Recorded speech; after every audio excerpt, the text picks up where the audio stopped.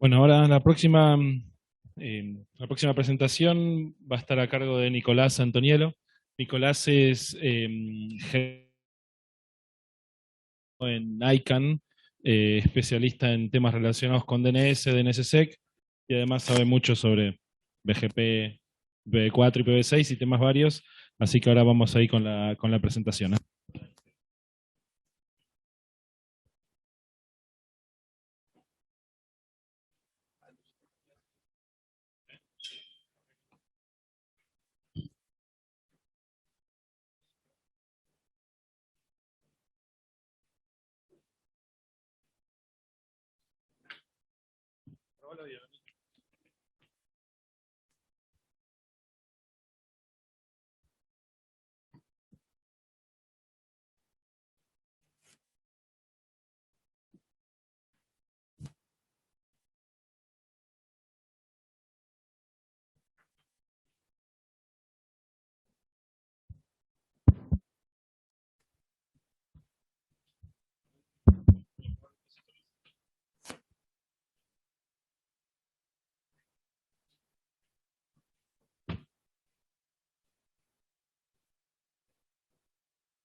Control L.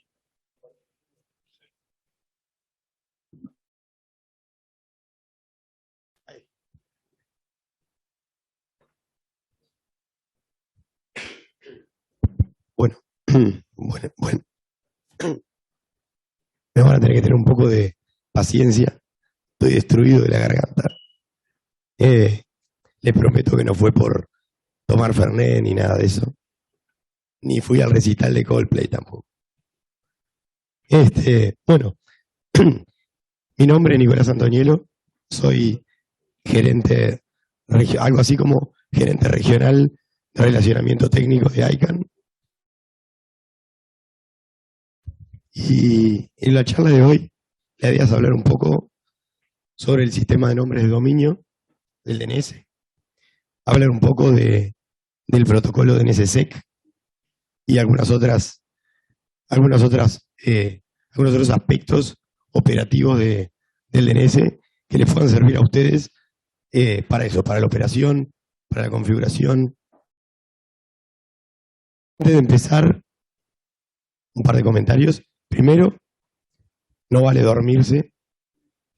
Ya estamos sobre el final del día. Por lo menos si se duermen, duérmanse con los ojos abiertos, así parece que están atendiendo. Y hablando en serio, hagan todas las preguntas, comentarios durante la presentación, ¿sí? No esperen al final. Primero, porque al final vamos a salir todos huyendo de acá. Y segundo, porque la idea es hacerlo dinámico, que se saquen las dudas. Si tienen algún comentario por alguna experiencia personal propia, mira, yo esto lo hago de determinada manera, por esto, sí, nos puede servir a todos. La experiencia de ustedes operativa siempre aporta, incluso a veces mucho más que lo que yo les pueda decir, ¿sí? Y lo otro, hablarles antes de empezar esto un poquito, a veces uno está tan acostumbrado a administrar redes y a usar las direcciones IP y a usar el sistema de nombre de dominio que creemos que sabemos cómo funciona. En realidad decimos, sí, le doy un nombre de dominio, el sistema me devuelve una dirección IP, sí, eso es lo que hace, no es cómo funciona, digamos. Pero bueno, es el 90% de lo que importa, ¿no? Eso es lo básico. Comentarles antes un poco sobre qué es ICANN, ¿sí? ¿Qué es ICANN? ICANN es un organismo internacional sin fines de lucro, ¿sí? Basado en Estados Unidos, pero de cobertura global, digamos, que se dedica a velar a varias cosas, principalmente dos. Una de ellas es velar por la estabilidad, la resiliencia y la interoperabilidad de Internet en general, ¿sí? Y en particular del sistema de nombre de dominio. Además de eso, es la organización internacional que a través de una oficina que se conoce como IANA o IANA, ¿sí? A través de esa oficina, IANA es una oficina de ICANN, ¿sí? A través de esa oficina, ICANN es el responsable de distribuir a nivel global a cada uno de los 5 registros regionales. En el caso de nuestra región, LACNIC, ¿sí? ICANN le distribuye a cada uno de esos 5 registros regionales el espacio de direcciones IP y el espacio de sistemas autónomos. Básicamente ICANN se los da a los registros regionales y los registros regionales lo distribuyen a las organizaciones, empresas, usuarios, a sus miembros, digamos, en la región. Bueno, un poco para poner en contexto cuáles son las actividades que hace ICANN, digamos, ¿sí?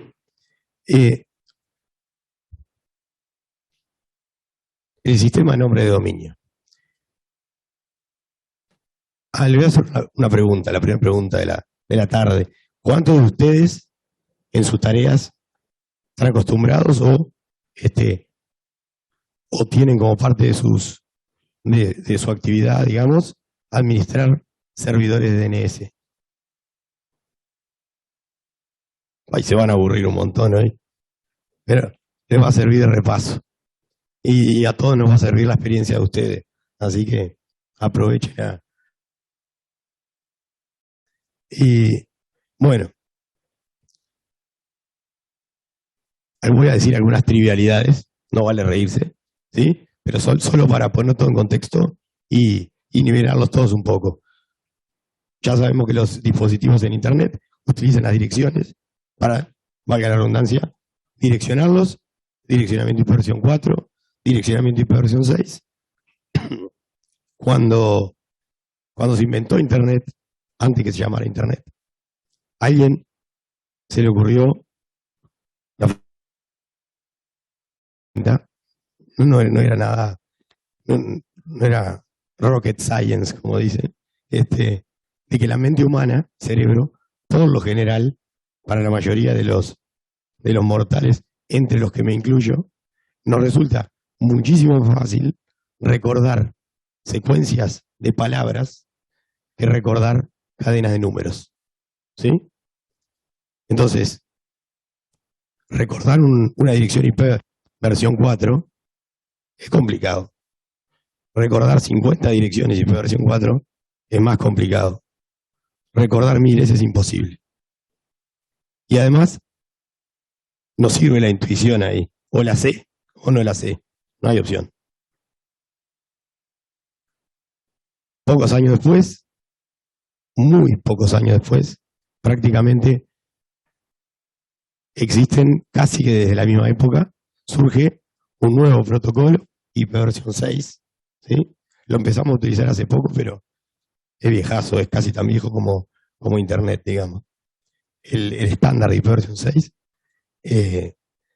¿Por qué se inventó IP versión 6? Porque, básicamente, el espacio de direcciones IP versión 4 ya se visualizó, se empezó a visualizar de que no iba a ser tan suficiente, tan infinito como parecía al principio, ¿sí? En vez de tener 32 bits, es un espacio de direccionamiento de 128 bits, que además, en vez de escribirse en decimal, las direcciones IP versión 6 se escriben en hexa, lo cual lo hace muchísimo más difícil de recordar, ¿sí? Entonces, alguien dijo, bueno, vamos a inventar un sistema de traducción, una agenda, como había agenda telefónica, para Internet. Y así surge el DNS, ¿sí? La persona que hacía esa tarea se llamaba John Postel, ¿sí? Él era el DNS, digamos.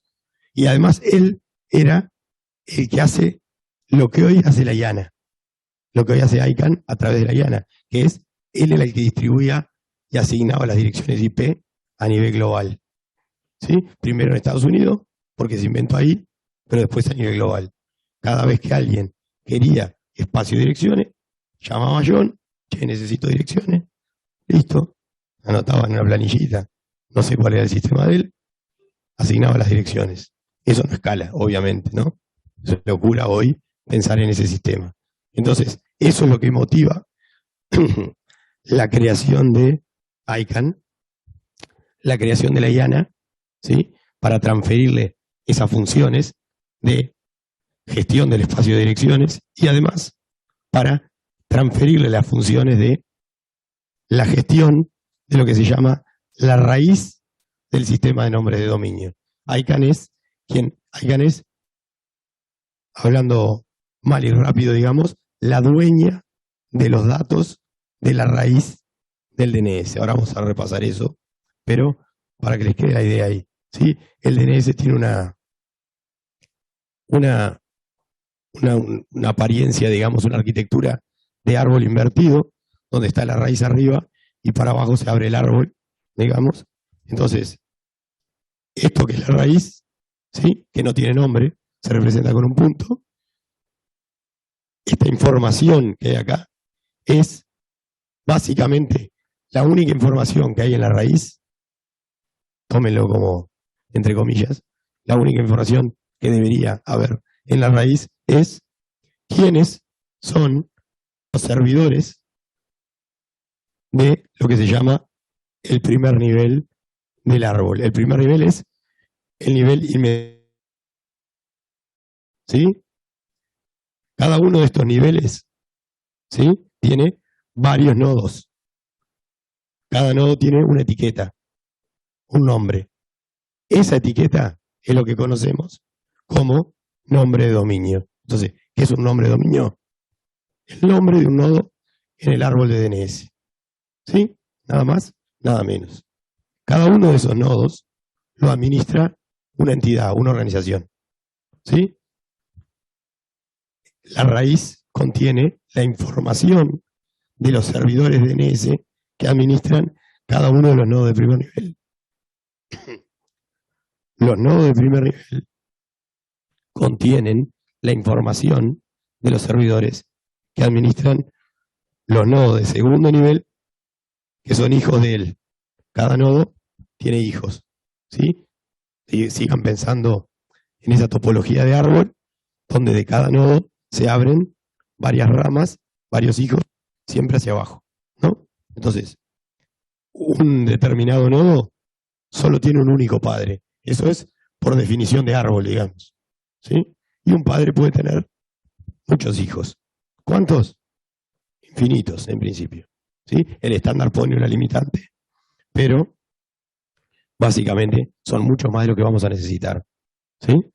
Porque lo mismo, ¿cuántos niveles puede haber? Según el estándar, 128. En la práctica es una demencia 128, porque esto está hecho para recordar. Si yo hago una secuencia de 128 nombres, mejor acordarme la dirección IP, porque al final pues la complico más que lo que soluciona. ¿Sí? Entonces, al estándar hay que poner algún límite. El límite 128 difícilmente se supera el quinto o sexto nivel. ¿Sí? Y todos quieren estar en el primero, además, para que sea más fácil recordarlo. ¿Sí? Entonces, el primer enemigo de esta topología somos las propias personas que tratamos de aplanar esto y tener todos un nombre de dominio de primer nivel, digamos. ¿Sí? Eso atenta un poco contra la propia arquitectura y la resiliencia del sistema. ¿Sí? Se lo menciono para que vayan viendo esos compromisos que hay, ¿sí? Y por qué no podemos tener todos nombres de primer nivel. ¿Sí? ¿Ok? Entonces, nombre de dominio es la etiqueta que tiene un nodo. ¿Qué es un dominio? ¿Sí? Y ahí me decís, pará, un dominio no es lo mismo que un nombre de dominio. No. Un nombre de dominio es una etiqueta. Un dominio es un nodo y todo el árbol que se abre hacia abajo de ese nodo. ¿Sí? Entonces, cuando yo digo, ¿cuál es el dominio com, por ejemplo, de primer nivel? Bueno, el dominio com es el com y todo el árbol, los hijos de los hijos y así. Todo el árbol genealógico, digamos, que se arma hacia abajo de un nodo, de un determinado nodo, eso es un dominio. ¿Sí? Tenemos definido entonces nombre, dominio y dominio. Hay una definición más que tenemos que recordar, que es la de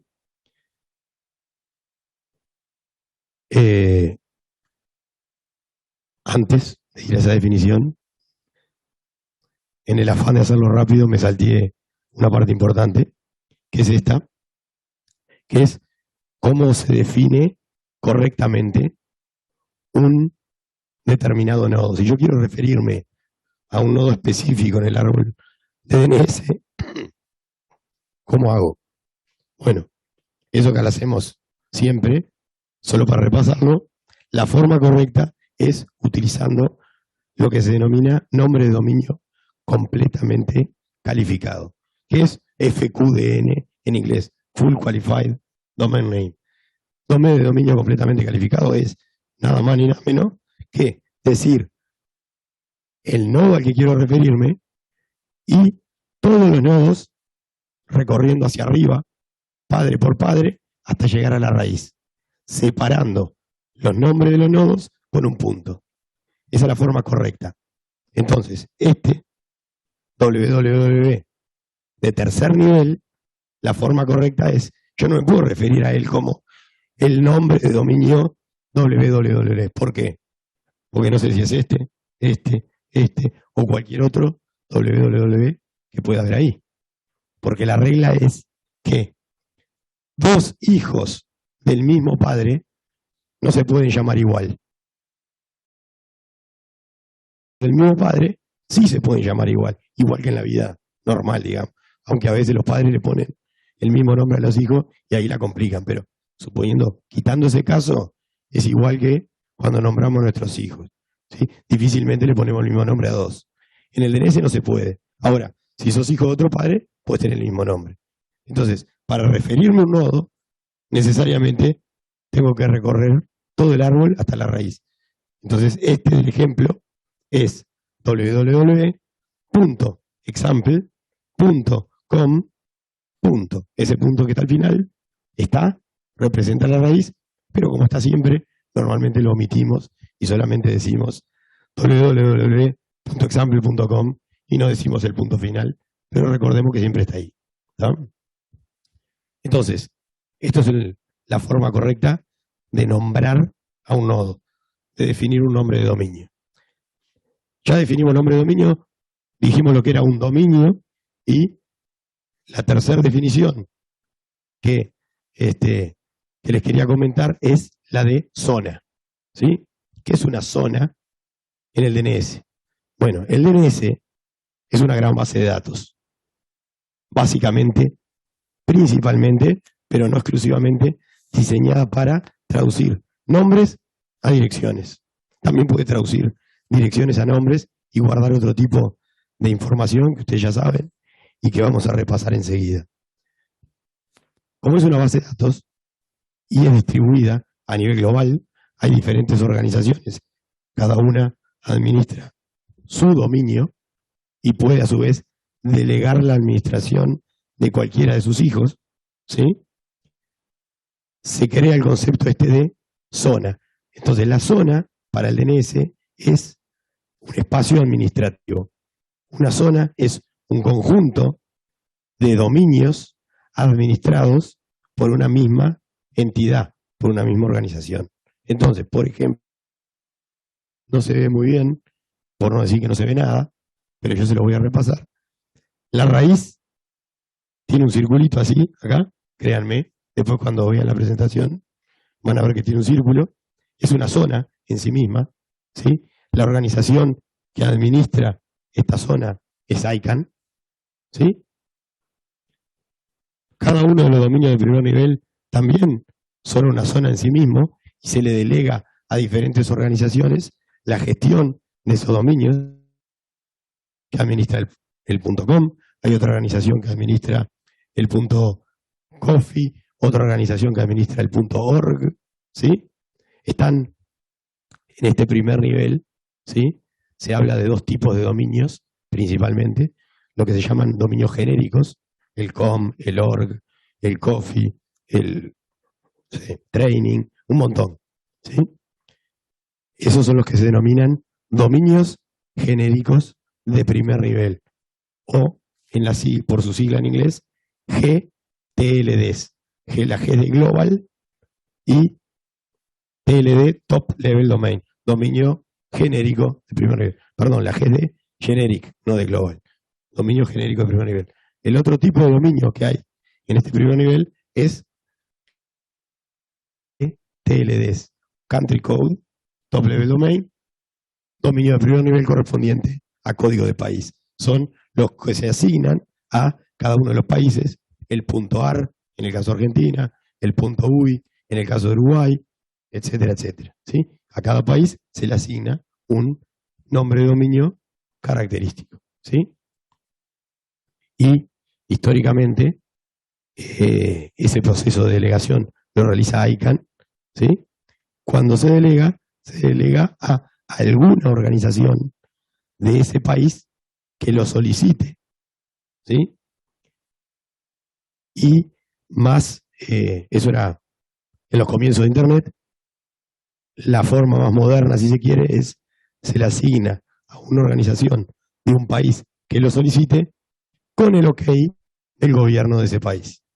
Pero no necesariamente lo va a cualquier organización que lo solicite de un país. La primera, digamos, porque solo hay uno por país.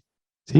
Pero bueno, en cierta manera, si eso fuera hoy, si apareciera un país que no tiene un nombre de dominio asignado y se le asigna uno, seguramente se solicita también el OK, la veña del gobierno para delegarle a esa organización la administración, digamos. ¿Sí? Nico, ahí en muchos países son las mismas universidades las que gestionan los CCTLDs, digamos, de cada uno de los países. Eso se dio así originalmente. El mismo sistema universitario maneja el top level domain del país.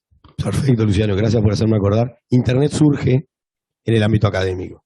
Internet es un proyecto del Departamento de Defensa de Estados Unidos, financiado por el DoD, ¿sí? Por una división del Departamento de Defensa que se llamaba y se llama DARPA.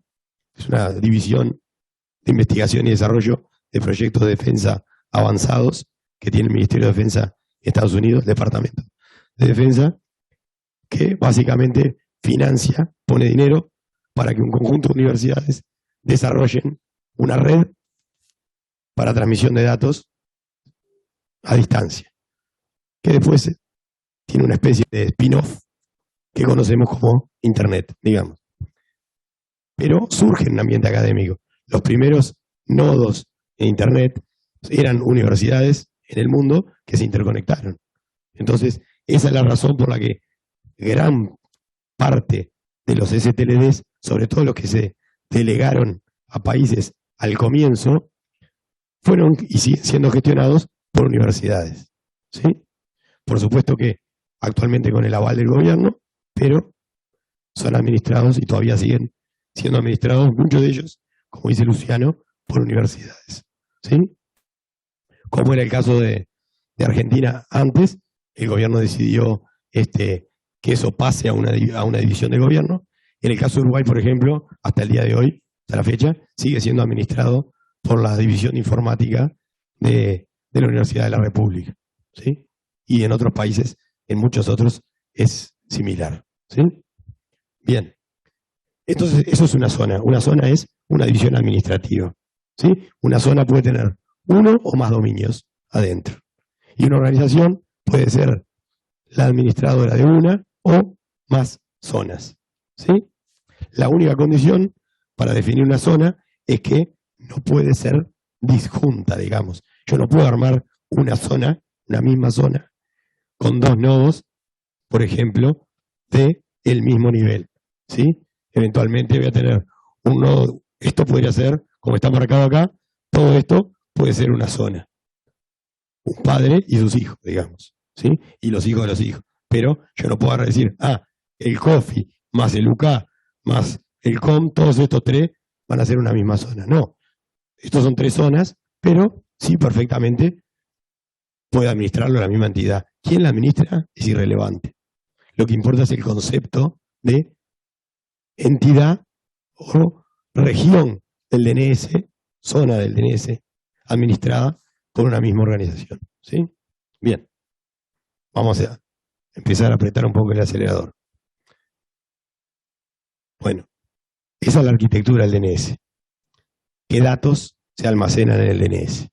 Varios datos, principalmente.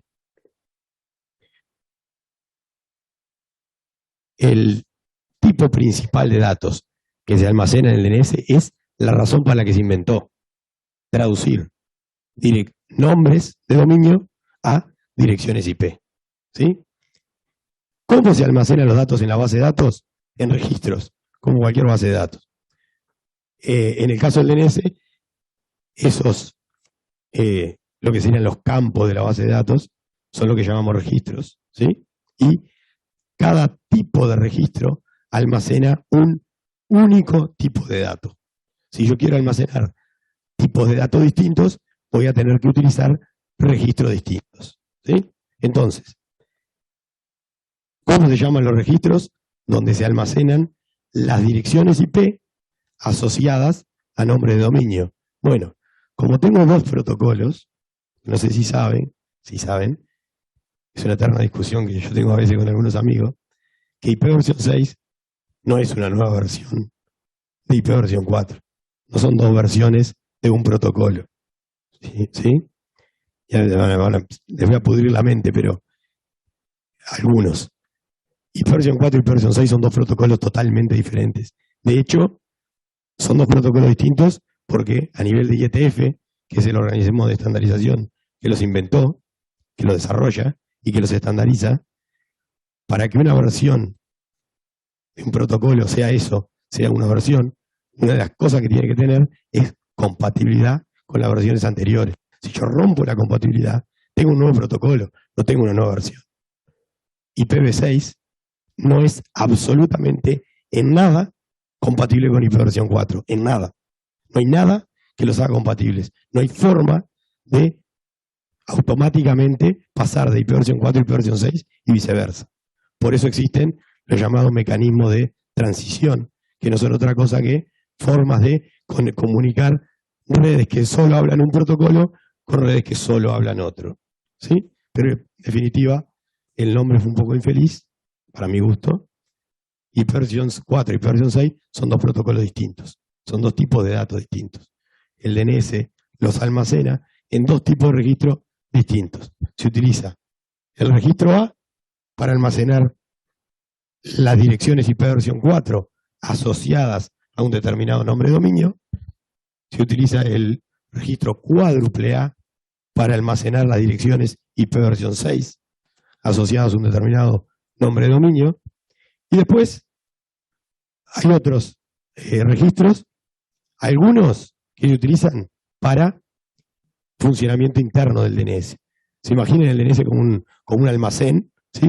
Yo tengo que tener algunos recursos, algunos mecanismos para gestionar internamente ese gran almacén, esa base de datos.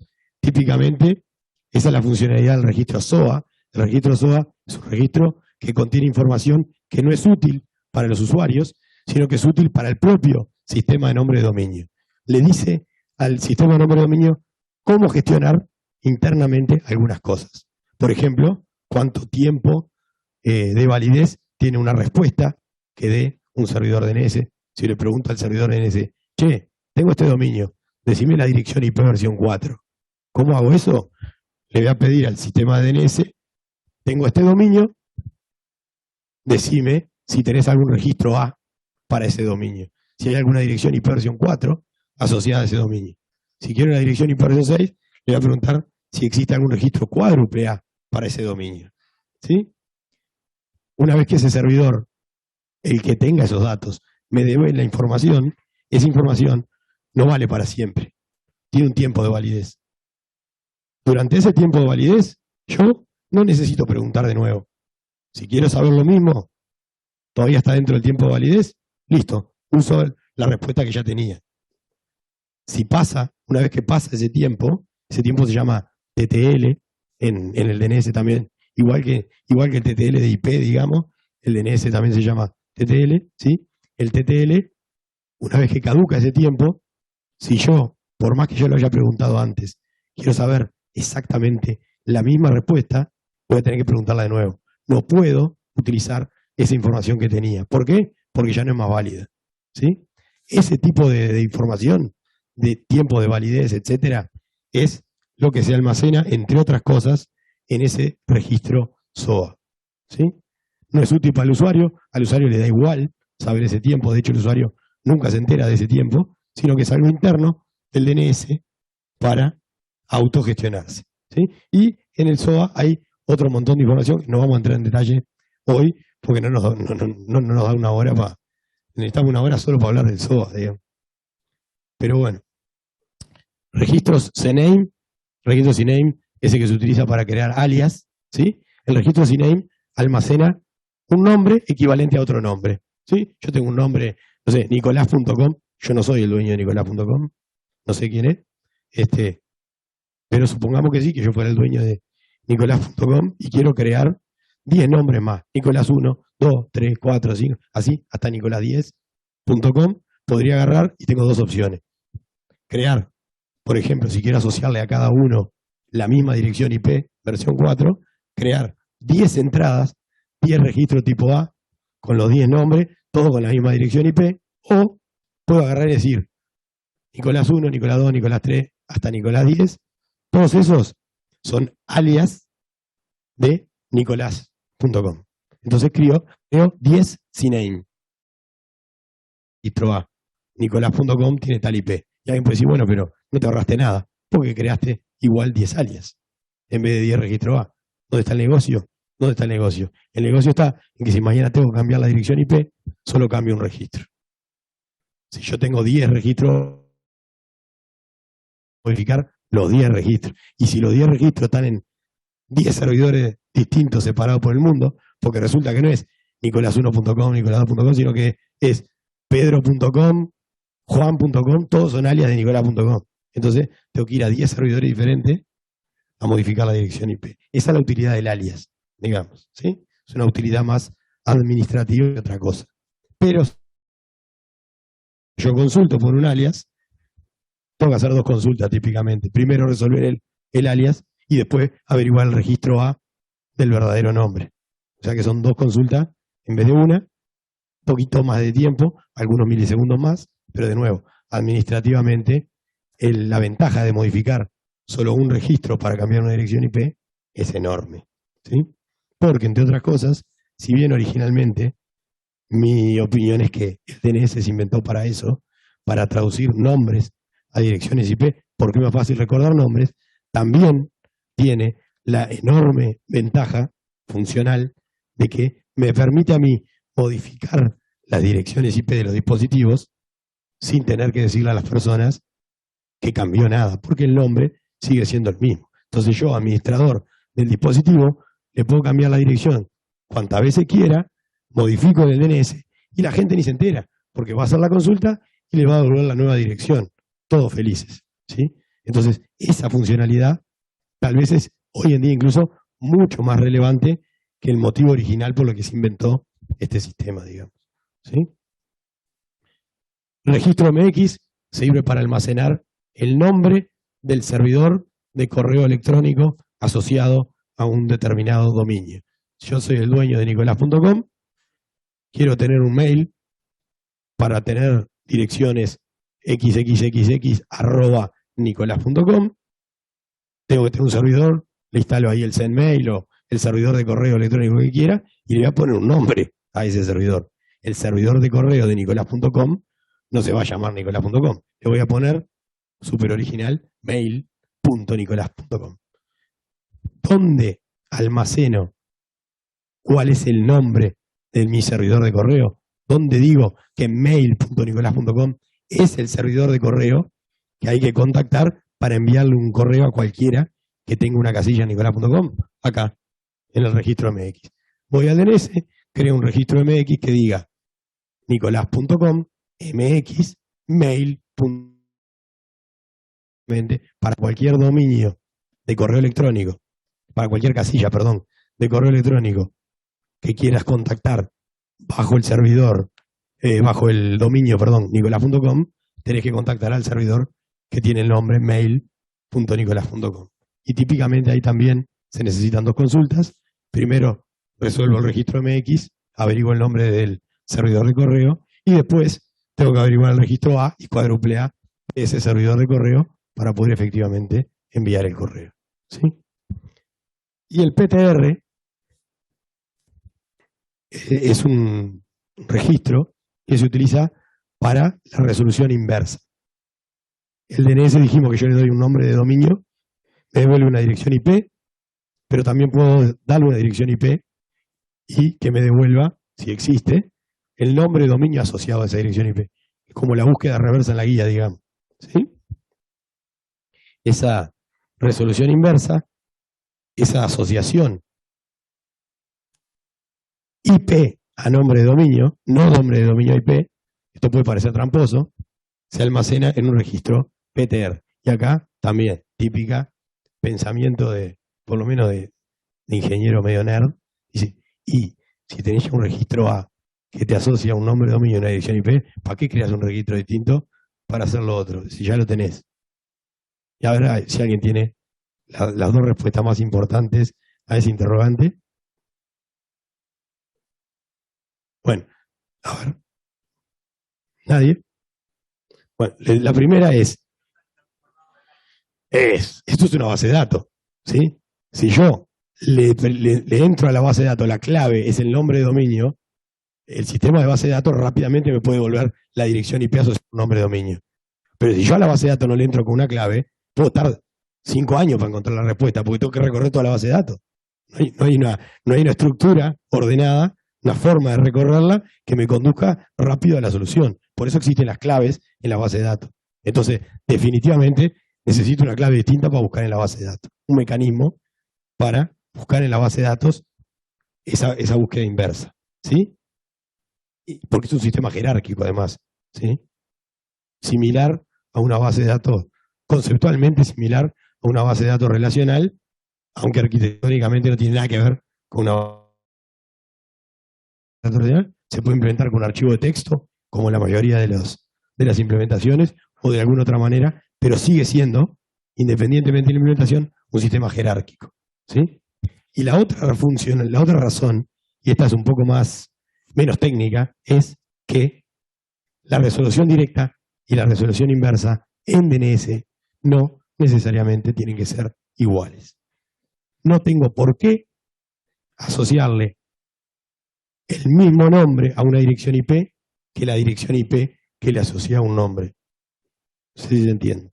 Nicolás.com puede estar asociado a la dirección 10.20.30.40 IPv4, ¿sí? Es una privada, la pongo como ejemplo, ¿no? Y si yo hago la resolución inversa y preguntase por la 10.20.30.40, esa podría estar asociado a dirección IP de Nicolás.com. Nada que ver con el directo. ¿Sí? Entonces, como esas cosas pueden ser distintas, necesariamente hay dos registros distintos para almacenar información que potencialmente es diferente. Ahí, Nico, jamás te doy un comentario cuando dijiste el registro PTR pensé que iba a decir un problema. Porque generalmente es un problema y es algo que pasa cuando hay nuevas implementaciones, sobre todo, que nos olvidamos de hacer los registros reversos.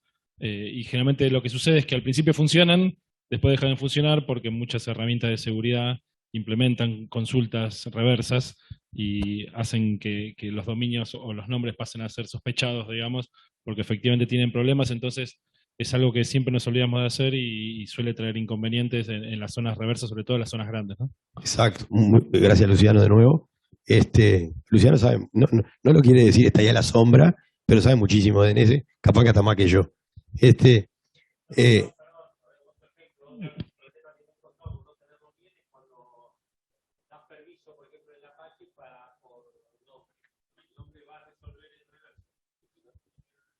Exacto. Perfecto. Esas dos razones son importantísimas. De hecho, como mencionas tú, el tema de la configuración de los servidores web, ¿sí? Que utilizan los reversos, y, como dijo Luciano, una de las aplicaciones que más históricamente chequean que existan los reversos, y si no, caes en una lista negra y te rechazan, son los sistemas de correo electrónico. Entonces, una vez acaba de configurar un SendMail, acaba de montar todo su servicio de correo electrónico y nadie le puede mandar correo de afuera. Todos los correos se rechazan porque no tiene bien configurado el reverso, ¿sí? Y en general, muchas de estas, acá corríjanme los que tienen más experiencia operativa, muchas de estas organizaciones que proveen, que generan listas negras de correo, sobre todo para temas de spam, etcétera, ¿sí? básicamente se van a fijar de que el directo y el reverso, en el caso del correo electrónico, coincidan, ¿sí? Porque es como una especie de verificación adicional de que hay alguien atrás de eso haciendo las cosas bien y que no es un robotito que está tratando de generar caos en Internet, digamos, con spam y esas cosas. No es ninguna garantía, pero es una verificación adicional. Es uno de los pasos que hay en el proceso del mail, digo que parece tan simple, pero en el proceso ese de handshake de email hay entre 20 y 30 consultas, digamos, de ida y vuelta. Una de las primeras es el PTR, que si falla ya directamente lo rebota generalmente. Y además, para los que ahora salgan corriendo a verificar si tienen bien configurado el reverso, si administran el sistema de correo electrónico, aunque nunca hayan tenido problema, recuerden que tienen que tener el reverso para el registro A y el reverso para el registro cuádruple A también, ¿sí? Porque si no, por más que ustedes se jacten de que su correo electrónico también está soportado sobre IPv6, si se olvidaron de configurar el reverso IPv6 para esa IP, ¿sí?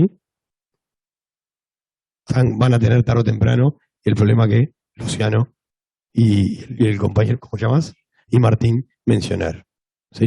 Entonces, buena práctica administrativa, si manejo un servidor de correo electrónico, acordarme de configurar los reversos IPv4 y IPv6 para el servidor de correo electrónico, ¿sí? Otra cosa, también importantísima respecto a los reversos.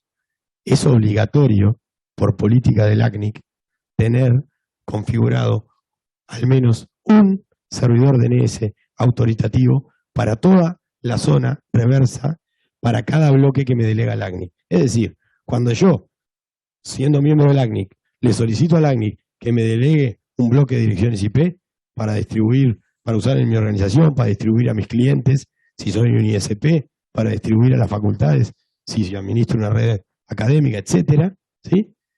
Una de las primeras cosas que hay que hacer es crear un servidor autoritativo para la zona reversa, para todo ese bloque de direcciones. Eso significa, eso es obligatorio. Sorprendentemente, que no quiero tirar olazo, pero me atrevo a decir que el 30% del espacio de reversos no está creado. O sea, el 30% de las delegaciones de direcciones IP, o no sé, un 20, un 30%, seguramente no tienen los reversos, no hay un servidor autoritativo para la zona reversa, ¿sí? Eso quiere decir que el registro regional podría revocarle los recursos, solo por esa violación a la política. El registro regional, sin derecho a pataleo, podría retirarle los bloques que ustedes tienen delegados, ¿sí? Solo por eso. No todo es mala noticia. No hay que crear, por supuesto que no hay que crear un nombre para cada IP, ¿sí? Eso sería, en IPv4, una locura, y en IPv6, una demencia imposible, digamos, ¿no? O sea, en IPv6 nos haría acreedora al manicomio o algo de eso, digamos, porque imposible generar los reversos para todo un espacio de direcciones de un /32, por ejemplo, ¿no? O un 48 nomás, o un 64 o nada, es imposible, ¿sí? Entonces, lo que ustedes tienen que generar es el servidor autoritativo para todo el bloque reverso, para toda la zona reversa. Lo que chequea el ACNIC es que exista un servidor autoritativo que responda por el reverso del bloque, no por cada dirección IP, ¿no? O sea, la diferencia es una sola línea de configuración en el archivo de zona, o en el caso de IPv4, miles de líneas. En el caso de IPv6 no se puede hacer, serían miles de millones de líneas, digamos, ¿sí? Los servidores de DNS, Bind, PowerDNS, cualquier servidor DNS de los más utilizados hoy en día, provee un mecanismo para generar dinámicamente reversos de direcciones IPv6. Sepan que existe eso. Si ustedes quieren a cada dirección asignarle un reverso, como a veces se hace para IPv4, se puede hacer en forma genérica para IPv6, solamente que lo va a generar automáticamente el servidor DNS cuando reciba la consulta.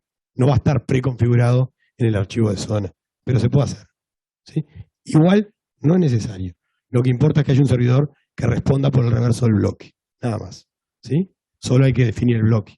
Una línea sola en un archivo de zona, nada más. ¿Está? Como mínimo, digamos. Ahí hay otra buena práctica, y yo diría que más que buena práctica es obligatorio, porque es una política del ACNIC, en el caso nuestro, del registro regional, a la hora de delegarme direcciones. Lo que sigue acá, bueno, estos registros son algunos, ¿sí? Hay una página en el sitio de la IANA que tiene especificados todos los registros los tipos de registros distintos de DNS que hay. Yo no me acuerdo ahora, pero estoy seguro que hay más de 60, seguro. Hay más de 60 tipos de registros distintos, o sea, hay más de 60 tipos de datos diferentes que se pueden almacenar en un servidor DNS. Además de esos 8 o 9 que mencionamos recién. ¿Sí? Esos son los más utilizados.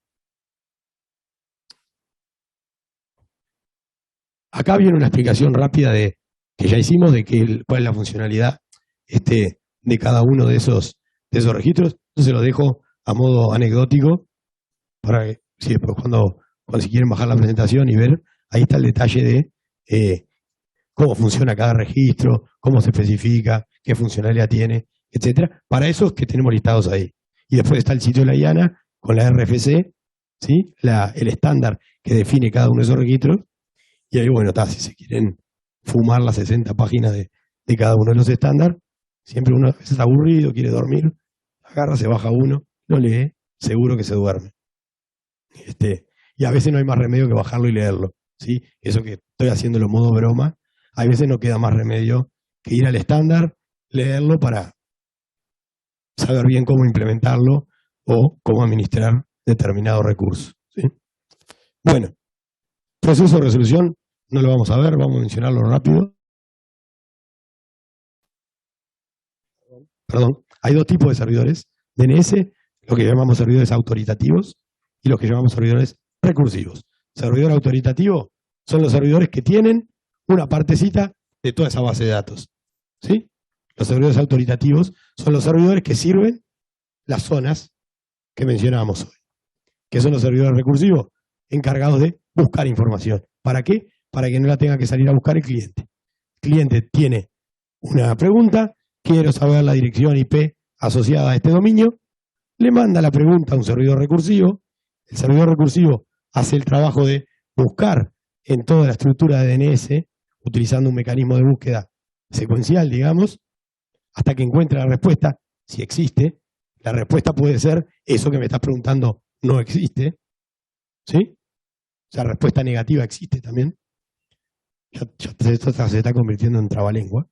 Y una vez que el servidor recursivo obtiene esa respuesta, positiva o negativa, se la pasa al cliente que la consultó. El servidor recursivo, además de devolverle la respuesta al cliente, se la va a guardar en la memoria. Eso se llama caché de un servidor recursivo. ¿Para qué sirve el caché? Para que si el mismo cliente u otro cliente le pregunta lo mismo, no tenga que perder tiempo en salir a buscarlo de nuevo. Si ya lo averiguó y lo tiene en la memoria, eso es típicamente menos de 1 milisegundo. En menos de 1 milisegundo, un servidor, cualquier servidorcito de hoy en día, un Raspberry Pi, saca la información del caché y se la devuelve al cliente. Menos de 1 milisegundo. Una búsqueda típica en el DNS puede ir desde unas poquitas decenas de milisegundos hasta unas cuantas centenas, incluso hasta puede superar el segundo en algún caso muy particular. Entonces, poder sacar las cosas de la memoria, fíjense que acelera enormemente. O sea, 10 milisegundos en Internet, ustedes saben que no es poca cosa, digamos, ¿no? Entonces, ganar acá, digamos, invertir menos de 1 milisegundo en una búsqueda es algo súper positivo y acelera todo. ¿Cuánto tiempo puede guardar el servidor recursivo esas respuestas en memoria? Ya lo dijimos. El valor especificado en el TTL, en el registro SOA del autoritativo, de quien sea el dueño de esa información, ¿sí? De quien administre ese servidor autoritativo que tiene esa información. ¿Ok? Bien. No sé, Luciano, si tenés alguna ¿Algún comentario acá? Acá hay varios tips operativos, si se quiere, vamos a mencionar algunos rápido. Si yo administro un servidor autoritativo para exactamente la misma zona. Bueno, la respuesta es, puedo tener todos los que quiera. Ahora, siguiente pregunta es, está fantástico, buenísimo. ¿Cuántos tengo que tener? Los que quieras. Bueno, está buenísimo. ¿Me conviene tener uno solo? ¿Me puedo arreglar con uno solo? La respuesta es, ni. Sí, te podés arreglar con uno solo, mínimamente tenés que tener un servidor autoritativo, si no, no podés poner tu información de tu zona en ningún lado, digamos. No tenés servidor DNS. Pero, típicamente se recomienda al menos 2 servidores autoritativos por zona. O sea, los 2 servidores autoritativos van a tener todo el tiempo exactamente la misma información, exactamente la misma copia del archivo de zona. ¿Tengo que hacerlo manual? ¿Tengo que inventar un mecanismo de sincronización de base de datos? No. Está construido como parte del estándar DNS, del origen de los tiempos del DNS. Existe un protocolo asociado al DNS que se llama XFR, ¿sí? Es un protocolo de transferencia de zona y permite definir un servidor autoritativo como primario, permite definir todos los servidores secundarios que yo quiera y con la mágica configuración de 3 o 4 líneas de configuración, en general en cualquier servidor, sin importar el servidor, el software del servidor que ustedes utilicen, yo le puedo decir a mis servidores secundarios quién es el primario y ellos se van a traer la zona utilizando el protocolo ese, se van a traer y se van a encargar, el DNS se va a encargar de mantener sincronizada esa zona. Parte de la información que se utiliza para esa sincronización también va en el registro SOA. En el mismo registro que va al TTL, también va parte de esa información para mantener sincronizadas zonas cuando tengo más de un servidor autoritativo en ese esquema donde tengo un primario y varios secundarios, ¿sí? Y luego hay algo interesante ahí que es ese protocolo de transferencia de zona también se puede securizar. Yo puedo agarrar y utilizar una clave compartida para que no cualquiera se pueda transferir la zona, si no tengo una vulnerabilidad de seguridad, porque cualquiera podría acceder al autoritativo primario y copiarse la zona y robarme toda la información de la zona, digamos, así tan fácil. Entonces, se puede securizar, se pueden crear listas de acceso para decir cuáles son las IP de los secundarios que pueden preguntarle al primario, y si alguien le pregunta, por más de que tenga la clave, y si no viene de una de esas IP, tampoco le va a responder, y así se pueden agregar diferentes niveles de seguridad. Incluso se podría también, pero eso no es parte de, por ahora, no es parte del protocolo DNS, pero se puede levantar un canal seguro con alguna VPN, o sea, una especie de IPsec encriptado entre el primario y los secundarios para que la transferencia de la zona sea encriptada, digamos. Y aunque alguien capture esa información, tampoco la va a poder descifrar, digamos, a menos que tenga la forma de romper la VPN, digamos, ¿sí? Entonces, se le puede agregar toda la seguridad que yo quiera y todo eso está previsto y es parte del protocolo XFR de transferencia de zona, ¿sí? Y en configuraciones, existe una configuración muy interesante que ya lo menciono acá, que es, yo le dije que tenía un primario y puedo tener todos los secundarios que quiera, ¿sí? Por definición, un servidor autoritativo tiene que ser público, ¿sí? A menos que esté hablando de un DNS privado, totalmente cerrado, interno en una red, pero un servidor autoritativo DNS en el DNS público, tiene que ser público. ¿Qué quiere decir esto? Que mi servidor DNS no va a tener ningún tipo de filtro de direcciones IP. Cualquier dispositivo en el mundo, en Internet, con una dirección IP, lo va a poder consultar. Le va a poder enviar una consulta. Porque si no, no sería un servidor autoritativo. Serviría a algunos y a otros no. Entonces, un servidor autoritativo, por definición, es abierto, ¿sí?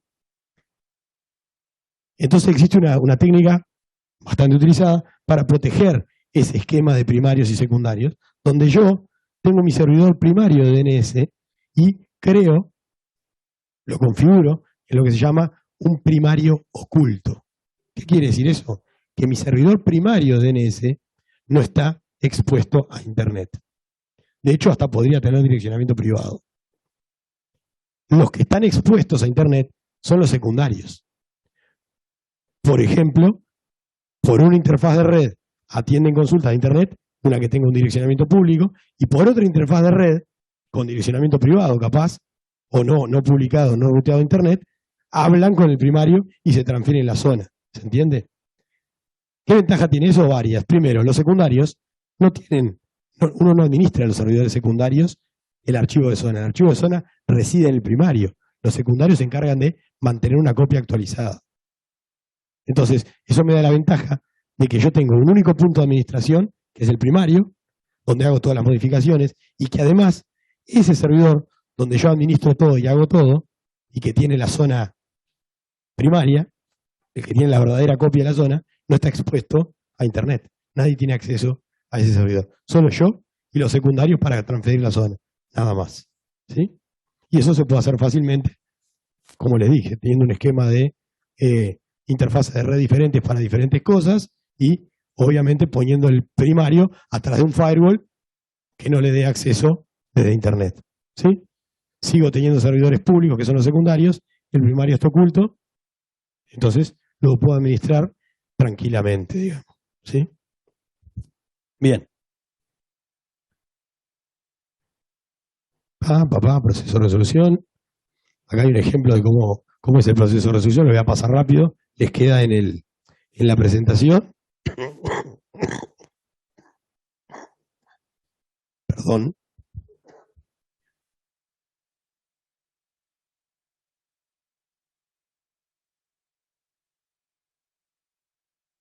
Disculpen, ¿eh? Bueno, la zona raíz del DNS. La zona raíz del DNS, yo le decía que quien la administra es ICANN, ¿sí? A través de una oficina que se conoce con el nombre de IANA, I latina A, N A, ¿sí? Solo a modo de hacer un poco de historia, la IANA,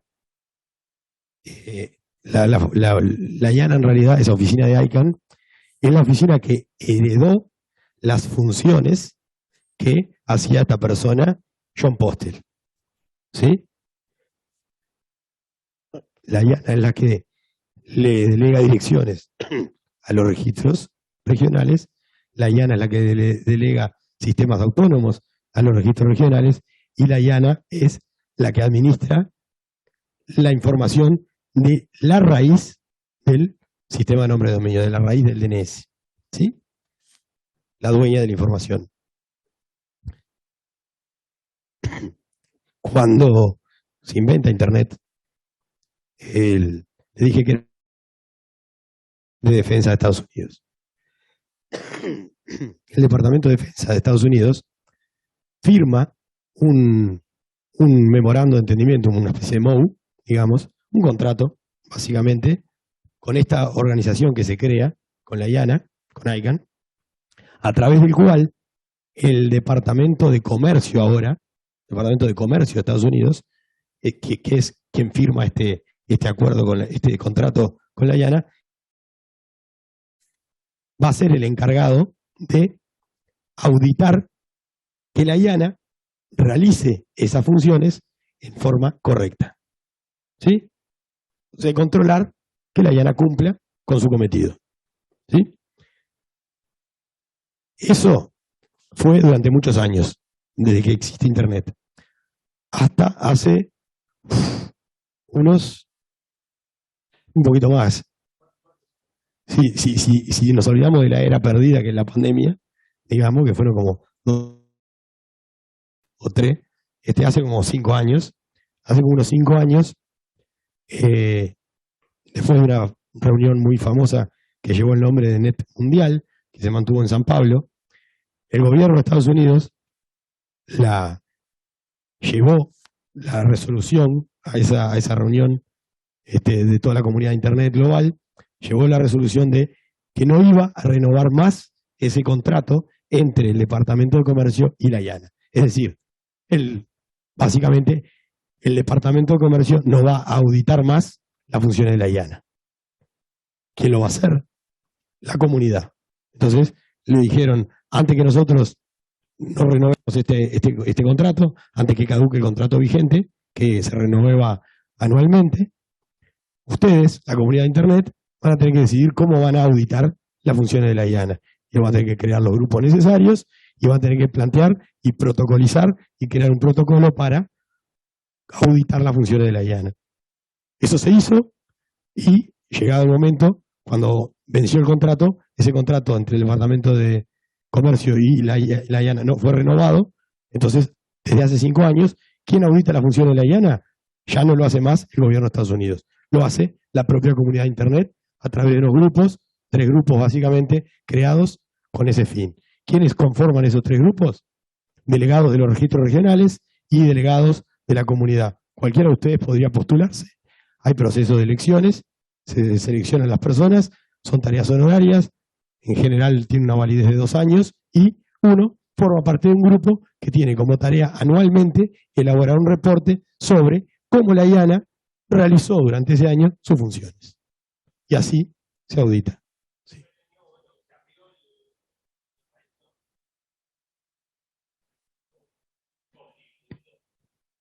No, totalmente, sí, son cosas totalmente disjuntas. Ahora hablamos un poco de eso. Fue una seguidilla de hechos históricos que involucran hasta Edward Snowden, digamos, y un montón de coyuntura global de ese momento, pero bueno, digamos, hecha corta la historia larga, digamos, ¿sí? Las funciones de la IANA hoy en día son auditadas por la propia comunidad de Internet y no más por ningún gobierno, ¿sí? El tema de agregar dominios a la zona raíz, ¿sí? Dijimos que la zona raíz tiene dominios genéricos y los dominios de los códigos de país. Entonces, ¿cómo se agrega? Si alguien quiere, bueno, yo quiero un dominio de primer nivel. ¿Cómo se hace para crear un dominio de primer nivel? Está el COM, el org, surgió por ahí el training, el coffee, un montón, ¿sí? El procedimiento para crear dominios de primer nivel lo define ICANN, ¿sí? Entonces, actualmente, ¿sí? Además de los dominios originalmente en el primer nivel, ¿sí? El COM, el org, todos los dominios de código país, hubo una ronda en la cual, hasta hoy en día, desde que existe Internet, desde que existe el DNS, hubo una única segunda ronda, segunda vez, además de la primera original, en la cual se agregaron dominios de primer nivel. El proceso es que es un proceso largo, no misterioso ni mucho menos, pero sí reviste cierto grado de complejidad, a través del cual ICANN hace un llamado a organizaciones, ¿sí?, interesadas en tener un dominio de primer nivel, ¿sí? Tener un dominio de primer nivel no es lo mismo que tener un dominio en cualquier otro nivel. Tiene ciertos requisitos. ¿Por qué? Porque estoy en una jerarquía inmediatamente por debajo de la raíz. Es el primer nivel. Es la primera jerarquía realmente, porque no se pueden agregar nombres de dominio en la raíz, ¿sí? Entonces realmente como dice el nombre, es el primer nivel. Entonces, hay que cumplir con ciertas condiciones administrativas, hay que tener un equipo de gente destinado a la gestión permanente de ese dominio, hay que tener un equipo de ventas para poder comercializar dominios por debajo de ese, a menos que lo vaya a usar para la propia organización, pero en ese caso sí tiene que cumplir con un montón de requisitos técnicos para que eventualmente se le pueda otorgar ese dominio que uno quiere. Es un proceso competitivo que básicamente se basa en el primero que lo pide es el que potencialmente primero lo obtiene, digamos, porque si yo quiero Nicolás y otro quiere Nicolás, bueno, el dice que el primero que lo haya pedido, a menos que haya una notoria alevosía, digamos, para el cual existe un mecanismo para dirimir controversias, en el cual yo, Nicolás, voy a Ariana y a Aikan y le digo, quiero Coca-Cola. Sí, está bien. Pero ¿sabes qué pasa? Claramente, vos querés hacer negocio con eso porque Coca-Cola es una empresa establecida, ¿sí?, que no tiene creado su dominio de primer nivel. Entonces, no habría problema en dártelo a vos, pero ¿cuánto va a demorar Coca-Cola en abrir una controversia al respecto, digamos? Nada.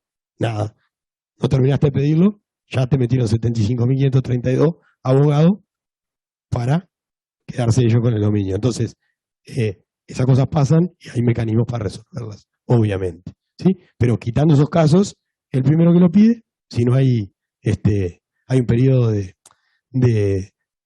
digamos, de contención que se llama, en el cual se listan todos los que pidieron dominios, todos los que solicitaron dominios para ver si hay alguno objeta alguno de esos con alguna razón legítima, etcétera. Pasado ese tiempo, bueno, se analiza si los requisitos, hay hasta requisitos económicos, ¿sí? Eso no es barato, digamos, porque no es barato administrar una infraestructura de un dominio de primer nivel. Si se cumple con todo eso, se le termina delegando el dominio a la organización que lo solicitó. ¿Sí? Y actualmente está en curso una tercera ronda, un tercer llamado a interesados en dominio de primer nivel. ¿Sí?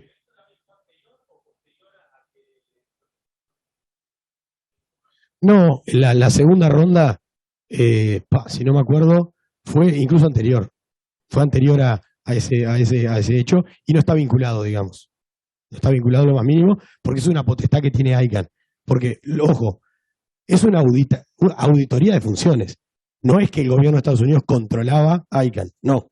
Es simplemente quién es el que revisa el trabajo que hizo la IANA y dice, sí, está cumpliendo con su cometido. O, acá hay una observación, debería resolverlo, esto debería hacerlo distinto, ¿sí? Pero no tiene ninguna potestad de decirle cómo tiene que hacer las cosas. Simplemente es una auditoría, nada más. Ni más ni menos, digamos. Es vinculante, pero no la obliga. Es vinculante en el sentido de que, bueno, de que si se encuentra alguna irregularidad, debería corregirla, digamos. ¿Sí? Pero no mandata cómo se hacen las cosas. No tiene injerencia en ICANN, de ningún tipo, digamos. ¿Sí? De hecho, sabrán ustedes que, desgraciadamente, con la guerra esta de Rusia con Ucrania, una de las solicitudes que hubo de parte del gobierno de Ucrania y de parte de varios gobiernos de varios países a ICANN fue que se quitara el dominio de primer nivel de código de país de Rusia del sistema de nombre de dominio para que Rusia no pudiera resolver más su código de país.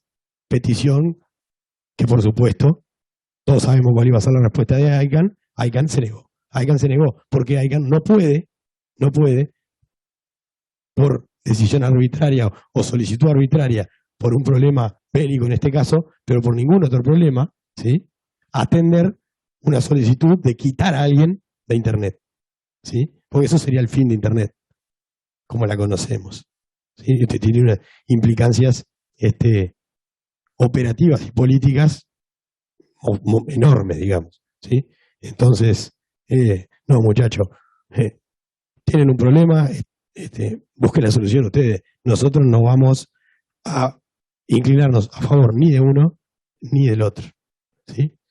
Esto que yo estoy contando así como muy fácil y muy obvio, no lo es en absolutamente lo más mínimo, porque hay consideraciones éticas, consideraciones políticas, un montón de cosas, ¿sí?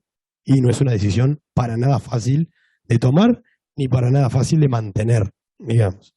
Pero bueno, Internet es lo que soy, justamente, porque estas organizaciones que se encargan de gestionar los recursos a nivel global nunca se inclinaron, y espero que nunca se inclinen, hacia ningún lado en particular. ¿Cuál es el problema?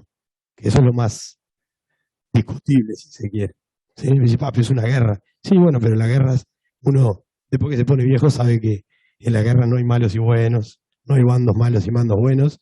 Depende de qué bando se pare uno, siempre hay una razón que justifica el bando. Entonces, es un tema extremadamente complejo. Y además muere gente en el proceso, entonces, más complejo todavía, socialmente. ¿Sí? Pero bueno, se los comento porque son cosas que uno escucha y dudas que pueden surgir por ahí, digamos. ¿Sí?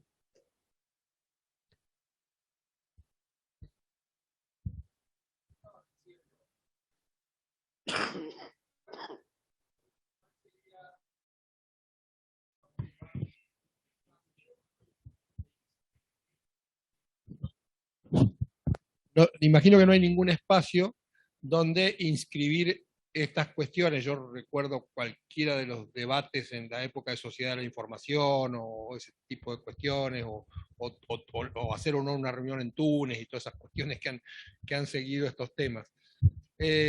No hay ningún espacio internacional, porque obviamente las Naciones Unidas o cualquiera de esos lugares, inscribir que los que gestionan los recursos efectivamente puedan preservar estos criterios a lo largo y ancho de cualquier organización internacional, me da la impresión de que no es posible.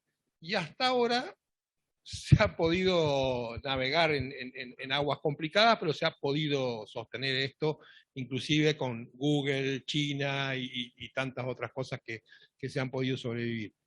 ¿Hay algún riesgo concreto porque todo el tiempo los países, los gobiernos, digamos, tratando de atentar contra esta forma de manejar, digamos, esto del para votar una cosa, no es una cuestión aceptada internacionalmente? Sí, excelente pregunta.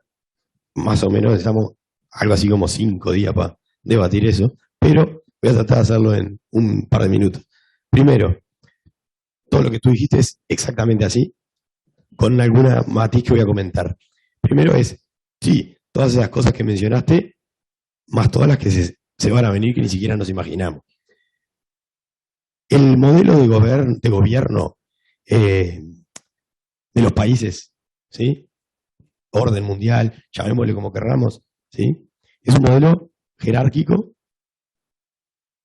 desgraciadamente no en todos los casos basado en democracias, pero tiene sus procesos, su proceso de elección de gobernantes y su proceso de gobierno, ¿sí? Ese modelo, que es el modelo por el que se gobiernan los países, ¿sí? En el caso de los gobiernos democráticos, separación de poder, etcétera, etcétera. En Internet no es así.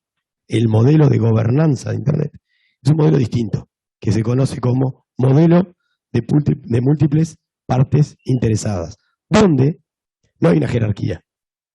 Todos, absolutamente cualquier miembro de la comunidad de Internet, y esto es lo maravilloso de ese modelo. Y también es como quien dice, es una especie de don y a la vez una maldición, ¿no? Como decía Monk.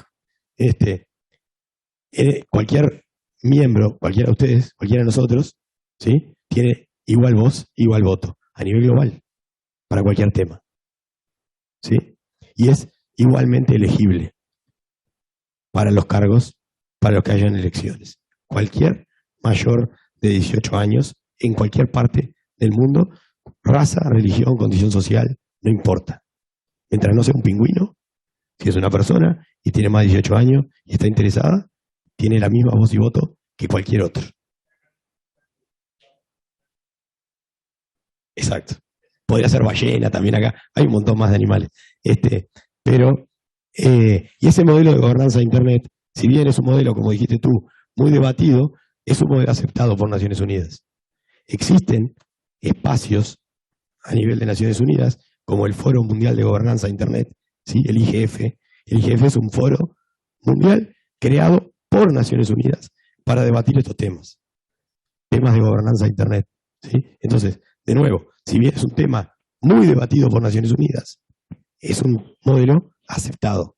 Por eso que el modelo de gobernanza de Internet funciona, está vigente y Internet sigue funcionando. Si no, ya se hubiera roto Internet, ¿sí? Ustedes imagínense si ese modelo no fuera aceptado, aunque debatido, no fuera respetado por Naciones Unidas, ¿qué hubiera pasado cuando ICANN se niega, por ejemplo, a dar de baja un código de país de un país que está en guerra? Se hubiera juntado el Consejo de Seguridad de Naciones Unidas y le saca. Y dice, no, nosotros ya no reconocemos más a ICANN, no reconocemos más Internet, y ahí está. Pero nadie se va a serruchar el piso, porque de hecho Internet se convirtió en una plataforma, digamos, en la cual en gran medida depende todo, la economía, la salud, etcétera, etcétera. Entonces, el modelo, si es el ideal o no, eso no 5 años podemos estar discutiendo y nunca vamos a llegar a una conclusión. Ahora, si es un modelo vigente, si es un modelo respetado y si es un modelo debatido, muy debatido, pero por ahora aceptado. ¿sí? Y eso es lo que hace que sea implementable y que Internet funcione, digamos. ¿Sí? Pero bueno, eso es una especie de resumen. Ya estamos pasando tiempo, rápidamente se lo dejo acá.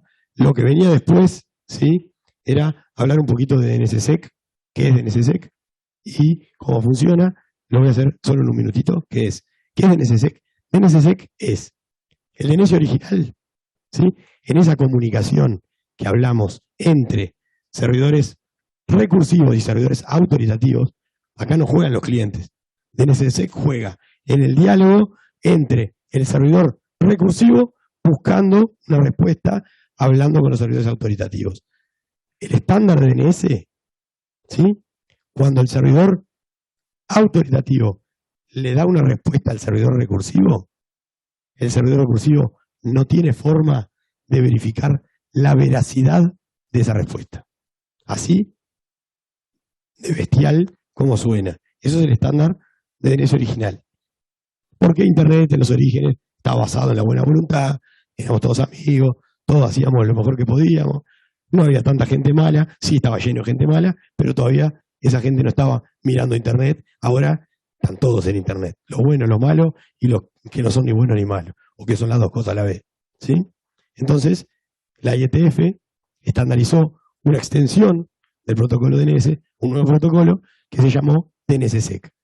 ¿Sí? Se llama extensión de seguridad del protocolo DNS. ¿Qué es lo que hace? Una cosa particular. Cuando yo activo DNSSEC y lo tengo que activar en los autoritativos y en los recursivos, o sea, los recursivos tienen que ser capaces de validar DNSSEC y los autoritativos tengo que hacer una cosa que se llama firmar la zona. ¿Qué hace DNSSEC entonces? Cuando el autoritativo le responde al recursivo, si tengo DNSSEC, además de mandarle la respuesta típica que le mandaría con el protocolo original, si tengo DNSSEC habilitado en el autoritativo manda la respuesta y una firma electrónica de esa respuesta.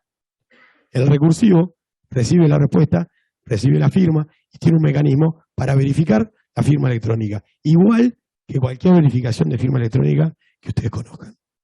Si el recursivo valida que la firma efectivamente corresponde a la respuesta, el servidor recursivo puede estar seguro de dos cosas. Primero, el que envió la respuesta es realmente la autoridad para eso.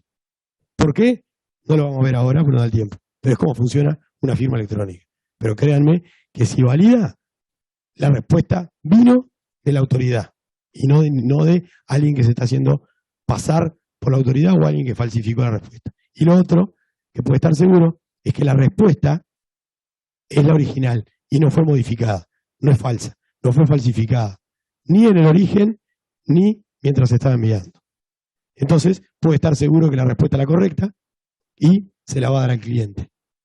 Si tengo habilitado DNSSEC y no coincide la firma con la respuesta, o sea, el servidor recursivo no la puede validar, el servidor recursivo no le va a dar la respuesta al cliente, le va a devolver un mensaje de error. ¿Por qué? Porque si le diera la respuesta al cliente, está haciendo que el cliente potencialmente acceda a un sitio falso, que puede terminar por robarle las credenciales para acceder a la cuenta bancaria o cosas peores incluso. ¿Sí? Entonces, así funciona DNSSEC y eso es lo que hace. Agrega a través de un mecanismo de firma electrónica lo que se llama autenticación de una respuesta de DNS. ¿Sí? Y bueno, eso es una descripción bestial de cómo es DNSSEC. En la presentación les queda para ustedes ahí explicado un poco cómo funciona una firma electrónica y cómo funciona DNSSEC.